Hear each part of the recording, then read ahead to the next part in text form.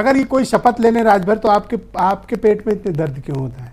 आप क्यों आंख लगाए बैठे कि ये कब शपथ होगी? अरे भाई, वो शामिल हुए हैं, शपथ उनको मिलेगी, विभाग उनको होगी। आप लोग क्यों इतने बेचैन रहते हो? क्यों इसको मुद्दा बनाए हो कि शपथ नहीं हुई, शपथ नहीं हुई? जी विजय जी, बिल्कुल। सबसे पहले मैं धनतेरस के इस पावन पर्व पर समाजवादी पार्टी की तरफ से, अपनी तरफ से आपके सभी दर्शकों को, पैनल में बैठे सभी लोगों को बहुत ढेर सारी शुभकामनाएं। किस बात की? कि ज्यादा धन है? धनतेरस की नहीं, अब मैं धन वन की बात ही तो नहीं अरुण के लिए भी कर लो थोड़ा। हाँ नहीं, अरुण जी के लिए ही तो डिबेट हो रही है। सबसे बड़ी बात यह है कि सारे दल बैठे हैं, राष्ट्रीय से अंतर्राष्ट्रीय तक वाले, और सारे बैठे हैं अरुण जी के लिए। ये लड़ाई बड़ी गंभीर है और लड़ने वाली लड़ाई है। बड़ी खुशी थी समाजवादी पार्टी को। आपने शायद वो दृश्य याद किया होगा जब आदरणीय शिवपाल जी ने सदन में कहा था कि इनको जल्दी शपथ दिला दो। आदरणीय राष्ट्रीय अध्यक्ष जी ने भी ये बात कही थी, जल्दी मंत्री बन जाइए। तो हमारी तो बेस्ट विशेष इनके लिए सदन से ही शुरू हो गई। क्यों नहीं बन पा रहे हैं? क्या प्रॉब्लम है? देखिए, प्रॉब्लम अब अगर मूल राजनीति पे आएंगे तो घोसी का चुनाव का परिणाम दूसरी बात है। मेन कारण है जिस तरीके से मुख्यमंत्री जी को राजभर जी ने तमाम सारे वो शब्द कहे थे, क्योंकि ये जो एंट्री बैक डोर से मिली या फ्रंट डोर से मिली, वो अमित शाह जी एंड नरेंद्र मोदी जी की तरफ से मिली, उत्तर प्रदेश के मुख्यमंत्री जी की तरफ से नहीं मिली।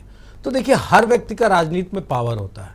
जो दरबान होता है किसी राजनीतिक दल के दरवाजे का या मुख्यमंत्री कार्यालय के चपरासी की भी अपनी पावर है, मुख्यमंत्री की भी अपनी पावर है। सब अपने अपने पावर का इस्तेमाल करते हुए नजर आ रहे हैं। ऐसा प्रतीत हो रहा है कि एक अकेले राजभर के लिए आप योगी जी के साथ खड़े हो गए। नहीं, मैं योगी जी के साथ नहीं खड़ा हूं। मैं ये बताने का प्रयत्न कर रहा हूं कि सेंट्रल गवर्नमेंट कह रही है। मेरे झोले में हर तरह के सवाल हैं। नहीं, हम आपके सवालों का स्वागत करते हैं। आप बहुत बेहतरीन पत्रकार होने के साथ साथ वो विचित्र सवालों की भी पिटोरी के साथ आप हमें सब। मैं एक बात पूछता हूं। ये आदरणीय राष्ट्रपति जी बराबर एक बात कहते हैं कि दो इंजन टकरा रहे हैं। ये टकराहट का परिणाम है कि जो सेंट्रल गवर्नमेंट और उत्तर प्रदेश का गवर्नमेंट है, जो उचले स्तर और निचले स्तर की लड़ाई है, वो लड़ाई इस बात को लेके है कि हम तुम्हारी बात मानेंगे। अगर ओबीसी समाज, एक मोस्ट ओबीसी समाज का एक बेटा अगर मंत्री बन जाएगा तो आपको कोई प्रॉब्लम? बहुत खुशी होगी। बनना चाहिए उन्हें। मैं जानता हूं, मैं हमेशा इस हक में रहूंगी राजभर जी मंत्री बने। आदरणीय ब्रजेश जी, मैं खुश इस बात के लिए हूंगा कि वो जब मंत्री बन जाएंगे तो वो वहां पे जाके जाति जनगणना की बात करेंगे। क्योंकि ओम प्रकाश राजभर जी को कोई रोक नहीं सकता, ये मुझे मालूम है। कोई नहीं रोक सकता, कोई ताकत, कोई पद, कुछ भी नहीं रोक सकता। तो वो अपनी बात जरूर करेंगे। अभी फिलहाल खामोश है घोसी के बाद, क्योंकि कुछ है ही नहीं पास में, तो बोले क्या?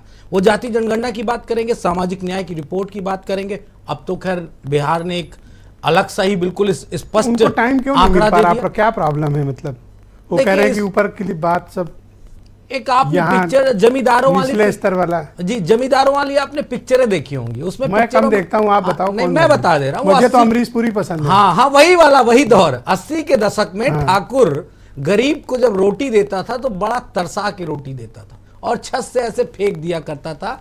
जिस गरीब के हाथ में आ गई तो उसकी पेट भर गई, और कुछ तो उस रोटी के चक्कर में कुचले भी जाते थे और उनकी जान माल का भी नुकसान हो जाता। ठीक वही स्थिति है।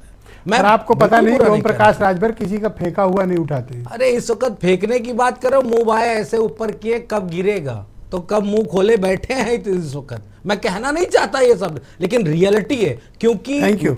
मैं भी एक्सप्लोर करता हूं जिस तरीके से भारत समाचार को लगातार 2 हफ्तों से बयान दे रहे हैं, वो उनकी भाव भंगिमा, उनकी पर्सनालिटी सबको दे रहे हैं भैया, हमें अकेले नहीं, मैं जो भारत समाचार पे देख रहा हूं बात है। बहुत ज्यादा वो और जगह भी बोल दिया करो भाई।